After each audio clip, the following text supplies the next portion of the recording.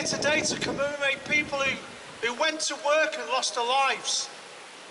Isn't it shocking that in 2024 we're still having to gather to commemorate people who just wanted to go and earn a living and lost their lives? Now, I know the people here at the front understand why we're here, but a lot of people walking by probably don't understand. The reason why we're here, to all of you walking by, is because people like you get killed at work because legislation is so poor that profit comes before your life. That's the reason why we're here today, to recognise it's time for politicians to stand up and make people the priority and not profit. We also stand at a time when the world is becoming more and more dangerous and people, workers, are dying in conflicts around the world. And I want to give a special shout out to the bakers of Gaza that continue to bake products to feed their people while the bombs were dropping.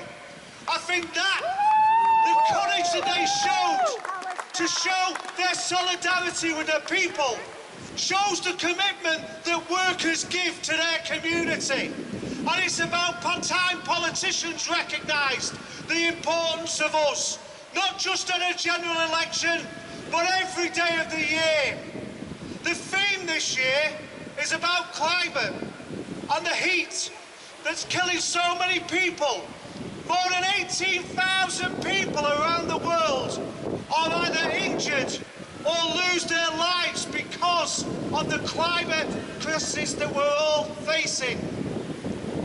2.5 billion people will be impacted by climate change. That's 2.5 billion of the workforce impacted by climate change. Now, politicians would have you believe, and their media, that climate change is just an issue for the middle class and the wokerati. It's not. Those people that are dying are people like us, working class people in every town and city around the globe. So we're making demands, because as well as remembering the dead, we're fighting for the living. So we're demanding action is taken to invest in the Health and Safety Executive so we can have proper checks in our workplaces.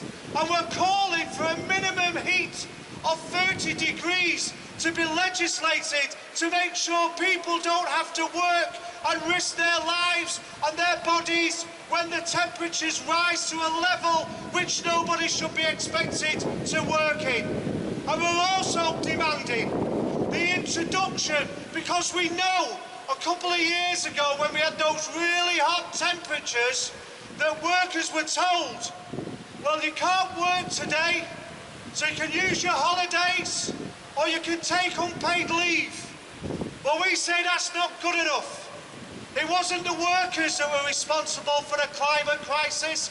It was the politicians and the corporate greed that's created the problems we face. So we're demanding, and we ask all the trade unions to get behind the demand, that they introduce a furlough scheme that so when it's too hot for us to work, we don't have to pay for their crisis. So we call on all trade unions to support the heat strike campaign and demand a furlough scheme, demand legislation to protect us, and demand a safe working environment. Today we remember the dead, tomorrow we fight for the living. Solidarity. Here he is.